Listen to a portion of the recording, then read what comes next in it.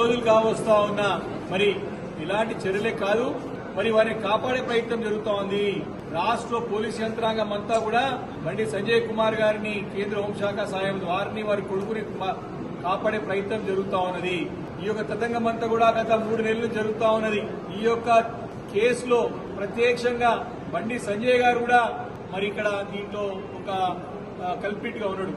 దీంట్లో వారు కూడా ఈ నేరంలో భాగస్వాములు ఉన్నారు.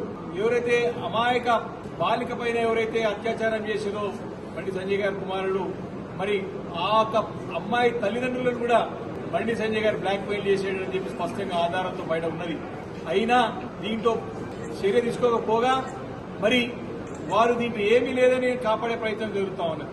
ఇది తెలంగాణ రాష్ట్రంలో ఉన్నటువంటి పరిస్థితి. దేశంలో ఢిల్లీలో ఏమో కొట్లాడతారు, గల్లీలేమో దోస్తానా చేసుకుంటా ఉంటారు.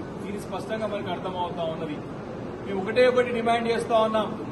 మొన్న నమోదైనటువంటి కేసు అయితే పేట్ బషీరాబాద్ పోలీస్ స్టేషన్ లో బాలిక తల్లిదండ్రులు అయితే కేసు పెట్టినారో మరి అది విచారణ జరగాలంటే, నిష్పక్షపాతంగా విచారణ జరగాలంటే, దాంట్లో ఎలాంటి అవకతవకలు జరగవద్దంటే ఇమ్మీడియట్ గా బండి సంజయ్ కుమార్ గారు తన కేంద్ర మంత్రి పదవికి రాజీనామా చేయాలి.